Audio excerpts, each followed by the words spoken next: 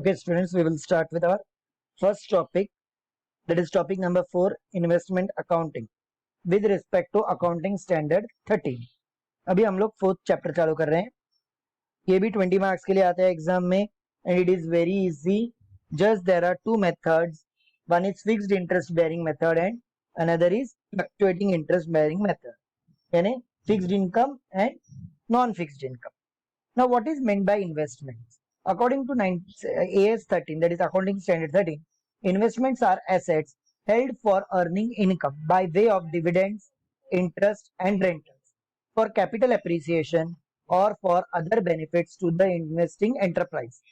While dining investments, three factors are to be considered, which are liquidity, security, and profitability. Liquidity यानी जल्दी से बेच के उसका पैसा आ जाना चाहिए, वो सिक्योर्ड रहना चाहिए, और थर्ड क्या है, वो प्रॉफिटेबल होना चाहिए. Liquidity is the characteristics of investments to get it converted into cash whenever required. Security means safety of funds. If one wants more security and liquidity, then he has to be satisfied with less profitability. Risk and reward go hand in hand. If you want more profits, that is reward, then you should be ready to bear risk and sacrifice to certain extent security and liquidity. यानी अगर हमें ज्यादा profit चाहिए तो हमें risk भी ज्यादा लेना पड़ता है. अभी types of investments. See, investments are basically divided into two types. First is on the basis of period of holding and other is on the basis of nature of investment. अभी investments क्या है?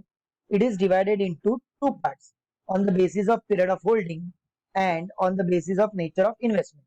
Holding मतलब तुम लोगों ने कितनी देर तक उसको इन्वेस्ट करके रखा है. For example, whether it is a long term investment और short term, that is current investment. यानी जल्द आज खरीदा 2 दिन के अंदर बेच दिया. लॉन्ग टर्म यानी आज खरीदा और 5-6 साल बाद या 1-2 साल बाद बेचा, that is known as long term investment. Now on the basis of investments, variable earning security, fixed earning security. अभी वेरिएबल मतलब जिसका अर्निंग फिक्स नहीं है, चेंज होते रहेगा. जैसे कि शेयर्स का जो डिविडेंड रहता है, it is never fixed, it is always variable. It depends on the profit of the company. So we can say that shares has variable earning securities. And debentures are a borrowed capital. You all learned this in accounts, that debentures is a borrowed capital and which bears a fixed earning security. That is, interest is given on debentures, therefore it is fixed earning securities. अभी देखो, ये हम लोगों ने पहले भी देखा है. डिबेंचर्स क्या है? बोरोड कैपिटल है, जिसपे तुम्हें हर साल एक फिक्स्ड अमाउंट इंटरेस्ट का देगा कंपनी. और शेयर्स क्या है? जिसपे डिविडेंड मिल रहा है, वो है वेरिएबल अर्निंग सिक्योरिटीज. तो ये दो टाइप के सम्स है. We have to learn about debentures and shares. These are the two parts in this chapter where we are going to see the sums based on debentures and shares. Now, first we will see fixed earning में, यानी format और उसका steps. और तुम लोगों को मैं जो फर्स्ट सम लूंगा वो शेयर्स का होगा, क्योंकि उसमें bonus shares, issue of rights issue, ये सब तुम लोगों को मालूम पड़ेगा. एक शॉर्ट सम लूंगा जिसमें सब रहेगा. अभी देखो, important terms before starting the sums. First, what is cost value? अभी कॉस्ट वैल्यू क्या है?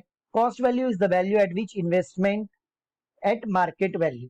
यानी जो मार्केट वैल्यू पे तुम लोगों ने अगर इन्वेस्टमेंट खरीदा है, उसको हम लोग क्या कहेंगे? Cost value. फॉर एग्जाम्पल, अगर शेयर्स का कॉस्ट 50 रुपीज है और फेस वैल्यू 10 रुपीज है, और तुम्हें 10 शेयर्स खरीदने, तो तुम्हारा कॉस्ट कितना हो जाएगा? 50 into 10, that is 500. Nominal value मतलब क्या है? Value of investment at face value. But अभी तुम लोगों ने खरीदा 50 रुपीज में, 500 में, बट उसका नॉमिनल वैल्यू.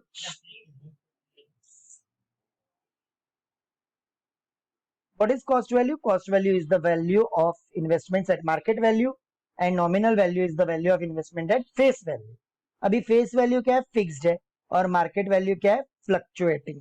ये हम लोगों ने एफआई में शेयर टॉपिक में देखा था कि शेयर्स का मार्केट वैल्यू ये हमेशा चेंज होते रहेगा, और अपना कॉस्ट फेस वैल्यू ये हमेशा फिक्स्ड रहेगा. अभी कैलकुलेशन ऑफ इंटरेस्ट. अगर डिबेंचर है तो how you are going to calculate the interest? Interest is always calculated on nominal value, जो भी फेस वैल्यू रहेगा उस पे इंटरेस्ट कैलकुलेशन होगा और किसी पे नहीं, ये याद रखो। इंटरेस्ट किस पे कैलकुलेट करना है? नॉमिनल वैल्यू पे। और अगर उसमें मंथ्स रहेगा तो उसके लिए अलग आएगा। फॉर्मूला क्या आएगा? Amount of interest is equal to number of months upon 12 into rate of interest into face value, that is investment value. अभी इसमें दो मेन टर्म्स है, कम इंटरेस्ट और एक्स इंटरेस्ट। अभी cum interest, whenever cum interest is mentioned, we have to enter interest amount in income column and deduct the amount from cost and enter it in the enter balance value in cost column। जब भी sum solve करेंगे तभी मैं explain करूंगा।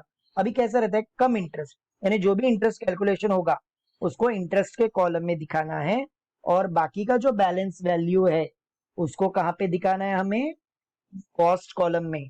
X interest बोला तो deduct करना नहीं है, उसमें क्या कॉस्ट कॉलम में वैसे ही रहेगा वैल्यू, और enter accrued interest in income column. See, this is the format of investment account, fixed interest bearing securities for the year ending, so date। अभी कॉलम्स देखो, date, particulars, nominal value, income. Income या फिर interest या dividend, यहाँ पे तीनों आ सकते हैं, इनकम, इंटरेस्ट, डिविडेंड। कैपिटल और कॉस्ट, फिर से date, this is debit side, this is credit side. Date, particulars, nominal value, income, capital और कॉस्ट। अभी first what we will enter? To balance, opening balance, उसका नॉमिनल वैल्यू, अगर interest accrued रहेगा तो वो, और कैपिटल और कॉस्ट। फिर बाद में अगर परचेज किया है, कम इंटरेस्ट परचेस करो या एक्स इंटरेस्ट परचेस करो, दोनों का एंट्री सेम है, खाली यहाँ का जो वैल्यूएशन है वैल्यूज चेंज आएगा। To bank, nominal value, income, capital cost. अगर समझो नॉमिनल वैल्यू 100 है और कैपिटल वैल्यू 120 और इंटरेस्ट अगर 20 रुपीज है, तो कम इंटरेस्ट में यहाँ पे 20 आएगा और यहाँ पे 100 आएगा, पर एक्स इंटरेस्ट में यहाँ पे 20 आएगा और यहाँ पे 120 ही आएगा। फिर बाद में थर्ड, सेल का भी वैसे ही है, कम इंटरेस्ट, एक्स इंटरेस्ट। फिर बाद में टू प्रॉफिट एंड लॉस, अगर सेल किया तो प्रॉफिट हुआ तो यहाँ पे आएगा, लॉस हुआ तो क्रेडिट साइड में। फिर बाद में अपने को इंटरेस्ट मिला तो बाय बैंक, अगर इंटरेस्ट कुछ एक्योर्ड रहेगा तो by balance carry forward, value at the end, फिर वैल्यूएशन, लॉस ऑन वैल्यूएशन। अगर कुछ इंटरेस्ट बाकी रहेगा तो टू ट्रांसफर। ये फॉर्मेट बहुत इंपॉर्टेंट है, ये तुम लोगों को लिखना है फॉर्मेट, ये याद रखो। On this format only all the sums are based. See again, debit, credit, opening balance, purchases, sales, then if there is a profit on sale on the debit side, if there is a loss on sale, credit side, then to P&L account, transfer of interest, अगर balancing figure आ रहा है तो, फिर interest receive हुआ तो by bank, interest accrued हुआ तो by balance, और by P&L account, loss on valuation. यहाँ पे इंटरेस्ट में जो भी फायदा होता है वो लिख रहे हैं टू P&L में, ये ध्यान रखो। अभी नेक्स्ट पे स्लाइड जो दिखा रहा हूँ वो भी इंपॉर्टेंट है, because you will come to know which value will be entered where. See, recording of transaction of fixed interest bearing securities, recording of transactions of fixed interest bearing securities.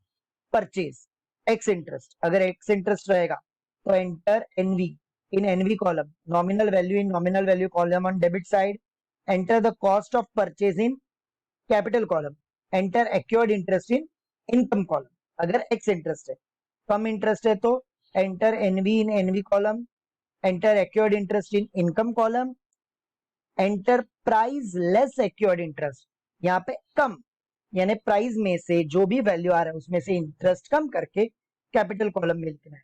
वैसे ही cell, x interest रहेगा तो enter nominal value in nominal value column, enter accrued interest in income column, enter price received in capital column.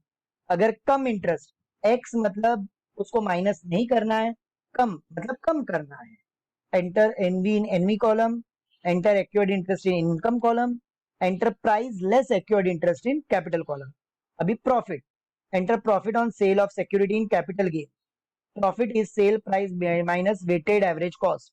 ये अभी मैं तुम लोगों को दिखाऊंगा वेटेड एवरेज कॉस्ट कैसे हम लोग फाइंड आउट करेंगे. Loss, enter loss on sale in capital column, weighted average cost minus sale price. ये भी हम लोग सम्स में देखेंगे what is meant by weighted average.